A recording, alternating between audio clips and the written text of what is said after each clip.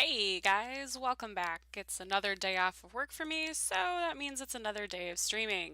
I'd like to wish a happy Mother's Day to my mom, who I know will probably be watching this later, as well as to all the other moms out there. Happy Mother's Day, and even if you have chosen not to be a mom, have a great Sunday too. So today we're going to get back to working on UNSETIC Files, Lost and Found.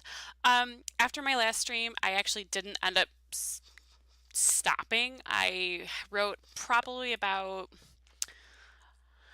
quarter of a chapter, half a chapter after I finished writing chapter 27 last time around. So we're going to hop in here to chapter 28, already in progress. Anyway, if you've been here before, if you've been watching my streams before, if you're already a patron on Patreon, you've probably read part of this already. But where we are at is we've got Bridget, Tim, AJ, and Kate all currently off world, all currently searching for some answers to some very large questions, and they've hooked up with Triskel and then headed out to go talk to Bjarter, who they're hoping would have more answers for them. And as it turned out, he did, in fact, have more answers for them. And all of those answers are answers that none of them quite expected um, him to have for them. And his answers have in turn raised a lot more questions for them. So with no further ado, I'm going to go ahead and get started. If you're watching, if you're listening, feel free to ask me any questions. I will respond to them as quickly as humanly possible in the midst of writing. So with no further ado, we're going to go ahead and get started here. So the last chapter, if you have seen it, if you watched the video, or if you were with me the last time I was streaming, last chapter, AJ and Bridget were out in the yard at Beatrice's house, just talking about what the heck was going on, and trying to figure out what they were going to do and how they were going to handle all of this. And chapter 28 opens up with Christiana, Bjarter's sister, coming back from the market with basically the market cart. And now HA and Bridget have ended up in the barn talking to her about the old woman who used to live on the edge of the village that told Bjarter and Christiana all these stories about about the cabal, information about the cabal, information about what poses a danger to them, what could potentially help them in a fight against the cabal, and why Triskel and Tim pose such a major threat to what is otherwise a very powerful intergalactic organization. So I'm just going to read you guys what I've written so far, and then we'll get to writing. So, chapter 28. What are you two doing out here? Christiana's boots crunched quietly against the gravel pathway to the yard, and her market wagon creaked softly behind the sleek bay stallion drawing it. I smiled at her faintly over my shoulder, and Bridget twisted to look at her. We were just talking, I said. She arched a brow as if she didn't quite believe me. You can do that well enough in the house. She glanced from me to Bridget and then toward the forge, her brow climbing higher. Did you get your answers? Some of them, I said. There's some we'll have to hunt for still. Like what? She brought the horse and wagon into the yard, heading for the barn. I straightened from my lean to follow her, leaving my mug on top of the fence post. Bridget hopped off the rail to follow, though she didn't relinquish her mug. Like the proof to the stories you and Bjarter heard from the old woman in the cottage? Christiana stopped, shoulders tensing for a moment before they relaxed again. She turned to look toward me, eyes shimmering slightly. Oh, I didn't realize he was going to tell you about all of that. I thought he was just going to explain what we knew about the Cabal and how breaking their control protects people who manage to do it. It's more than that, though, isn't it? I stepped a little closer. She nodded. Oh, it's so much more. But that was all woven into the stories she would tell. It was those stories that gave Bearter the fuel for his wanderlust. She shook her head slightly, turning away again. Bridget and I followed as she brought the horse and wagon into the barn. She started unhitching the horse, and I went to help. "You were close to her," Bridget said, setting down her mug on a bale of hay, scooping up a bucket and a curry brush and comb with a curry brush and comb in it. "Her name was Alice Runa," Christiana said. "She was a kindly lady, lonely, sad, but very, very kind and very, very wise. I learned a great deal from her." She paused, falling silent as she unfastened the straps binding the stallion to the traces. "We both did, my brother and I." "You were the one who found her," I whispered, "up on the hill." She nodded again, silent as we finished unhitching the horse. She turned away, taking the horse by its halter and starting to lead into its stall. Bridget drifted after her with the bucket in hand. Christiana smiled tightly at her, then looked at me. "It was a hard thing, finding her up there," she said softly. "But it seemed right that it should happen. That was her place. She always said that she felt the most at peace when she was up there, sitting on that rock. She would watch the valley wake as the sun rose behind her. Every morning." She shook her head, smiling faintly. "I don't know how many years she did it or when it started. Perhaps it started because she first came here and settled in that cottage. I don't know. I never had the chance to ask." "You regret it," Bridget said. Christiana nodded. "I do. But then I regret many things, and most of them are things I cannot change now." She sighed and started to rub down the horse, starting with handfuls of fresh straw. "I'm sorry. I didn't mean to sound so maudlin." "It's all right," I said. "Like you said, it's a hard thing, and you were close." She sighed. "And he told you?"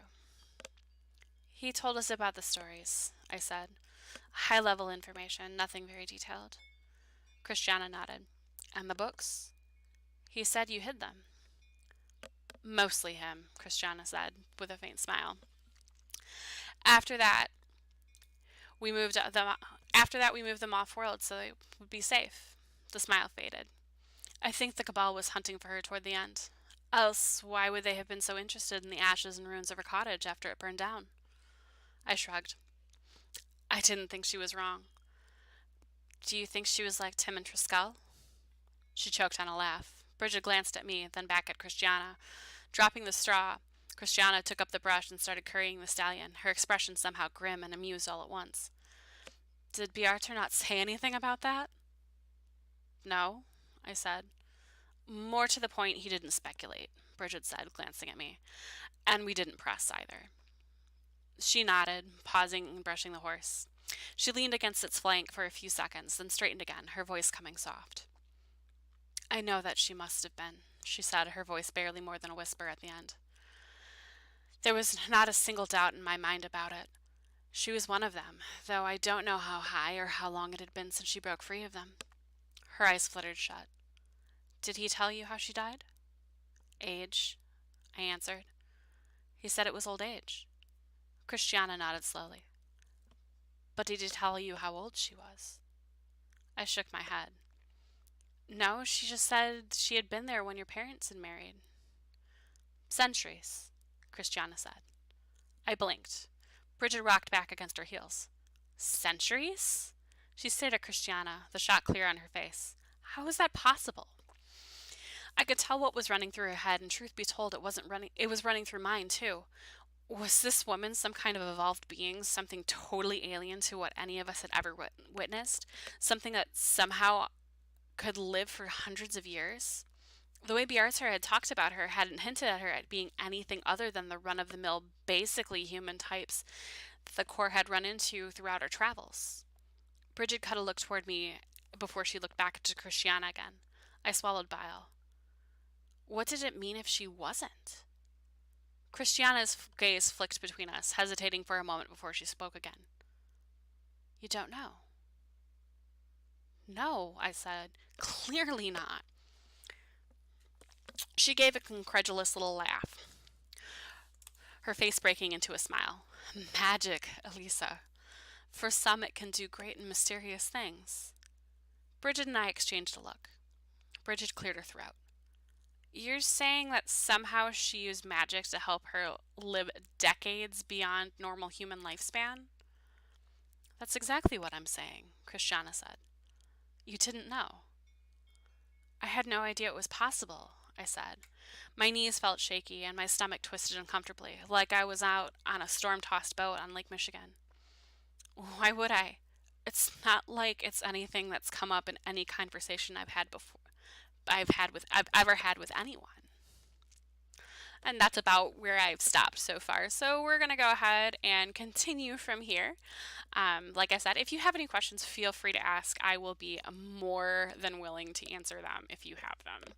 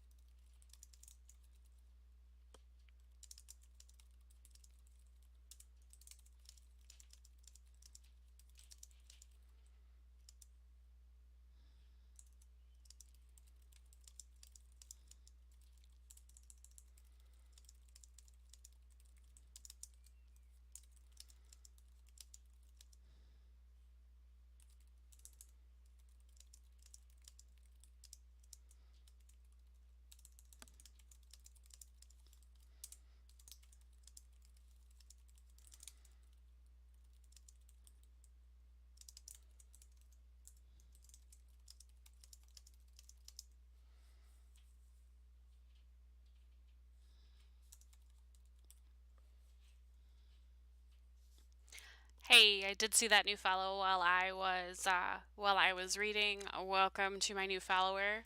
Um, it's nice to have you on board. For the record, yes, I do know exactly who that is, and I really appreciate the follow because I have long admired your own work.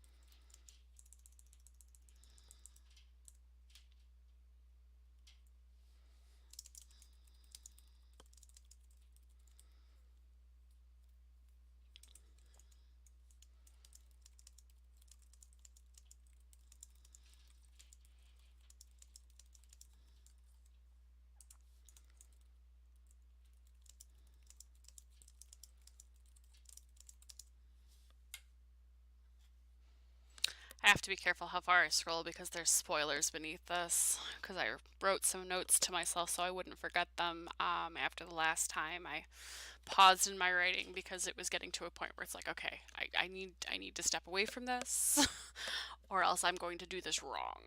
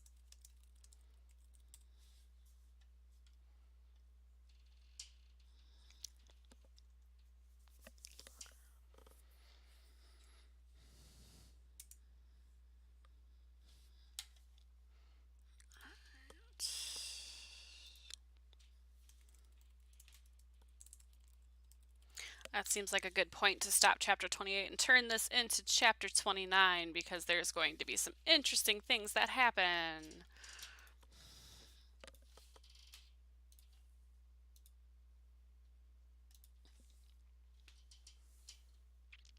I find it very weird that for some reason it doesn't put all of the formatting in, even though it's supposed to.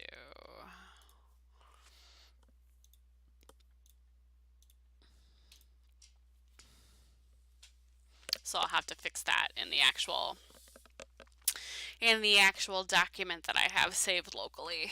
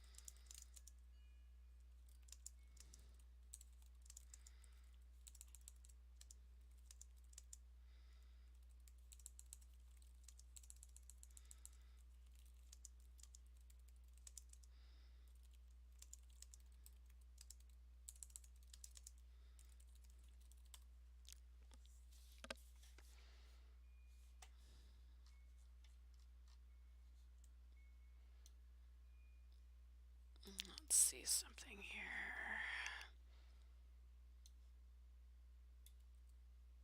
There we go. Better.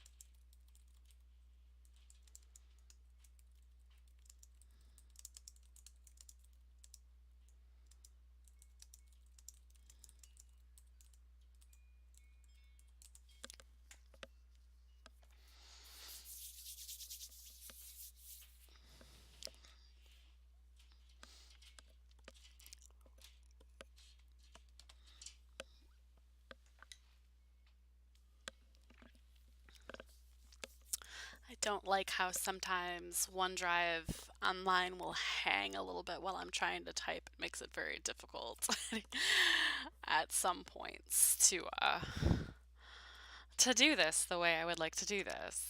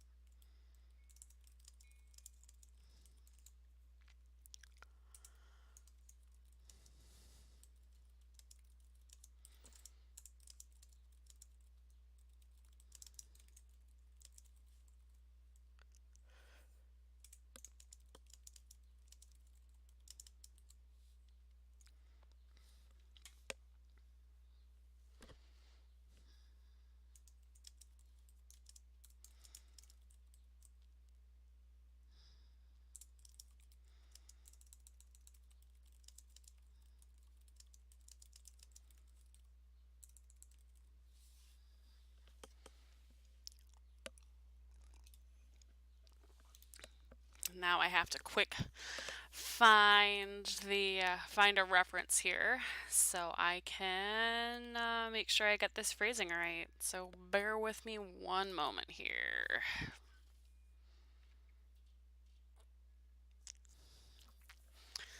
Because this actually echoes something that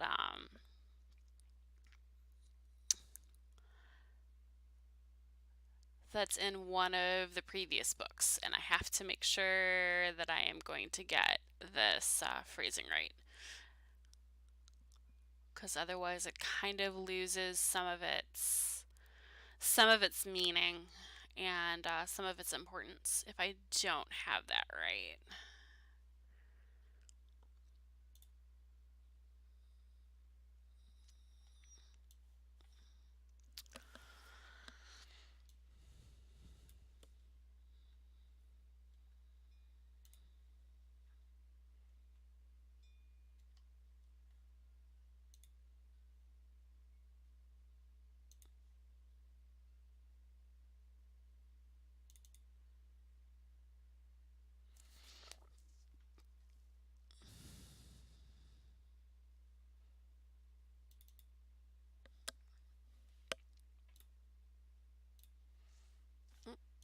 Wrong one. Here we go.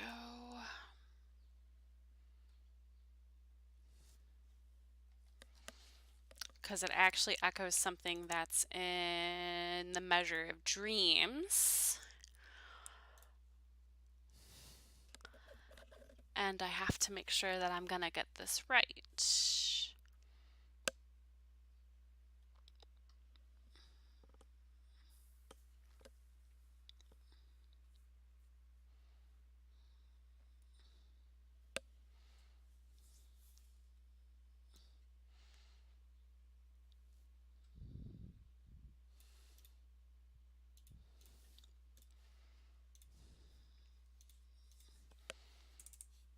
Alright, bear with me.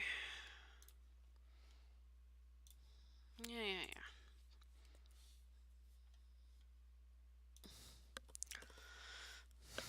I literally just pulled that right out of the ebook, so I'm gonna have to play with that a little bit.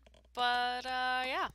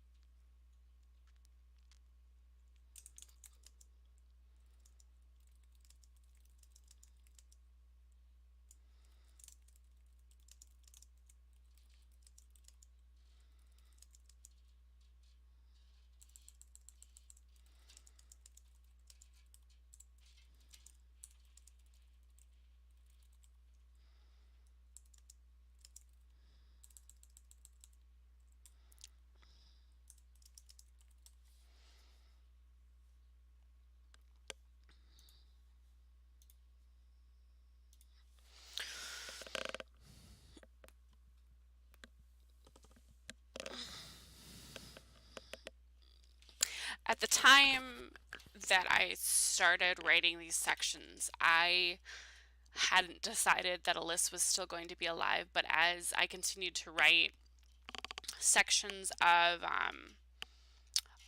chapter 28, leading up to the point where I picked up today, I realized that yeah, she's alive, and yeah, they're lying about finding her and burying her because Alyssa left, and there's a reason why she left. Um, and there's a lot that Christiana and Bjartur didn't know about her and would never find out about her. That that are going to be some fun things to maybe explore a little bit. So we'll see what happens with that. Um, this book so far has taken some really interesting twists that I didn't necessarily expect it to take, but that's not necessarily a bad thing when it comes to this. And this is honestly one of the foundational books for this universe. So I think it's really important to just kind of let it go where it wants to go, um, and let these characters kind of blossom and figure out and pick their own mysteries and ask their own questions and find the answers to those questions.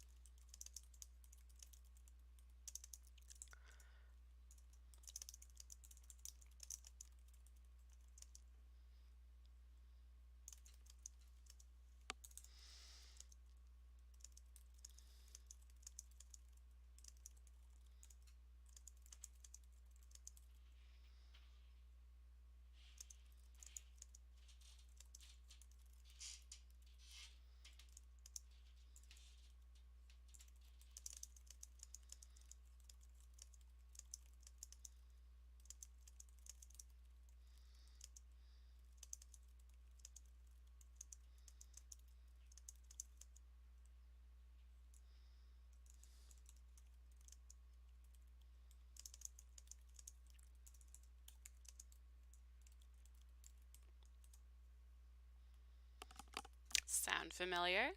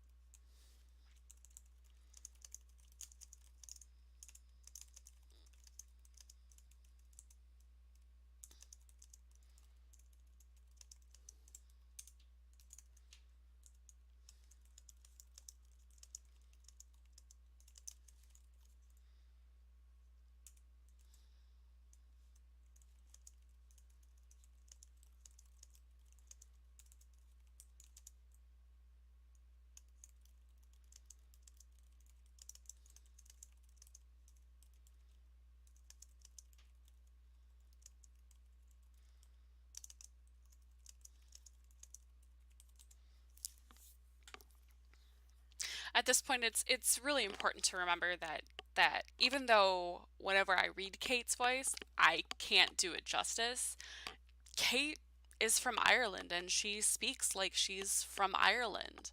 So she has a very distinct accent to when she speaks. So that's something that's incredibly important to remember in the context of the conversation that they're having right now with Christiana.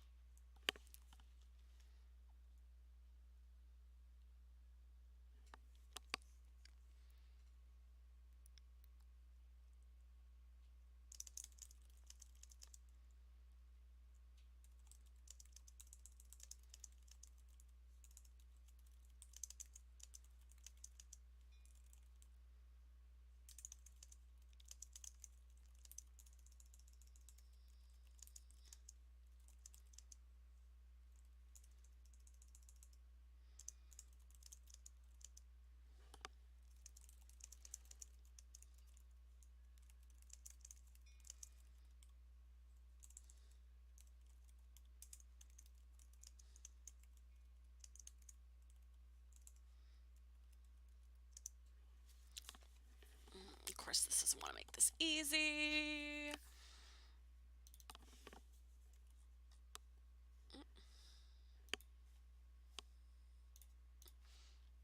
Stupid Chrome misbehaving itself.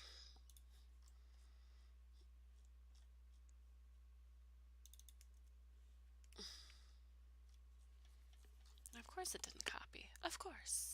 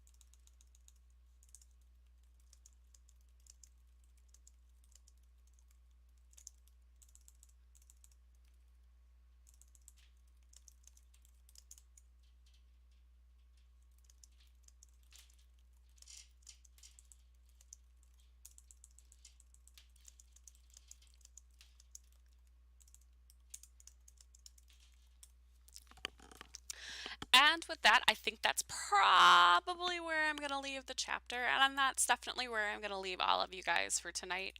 Thank you so much for joining me for another live stream. Thank you especially to my patrons, on Patreon, especially my mom, Karen, and my upper tier subscribers, including my mom, again, and Brandon. So thank you again for your attention today. Thank you for watching, and consider, if you like what I do, subscribing to my channel on YouTube, to my Patreon, or to my Twitch channel. Links on the screen.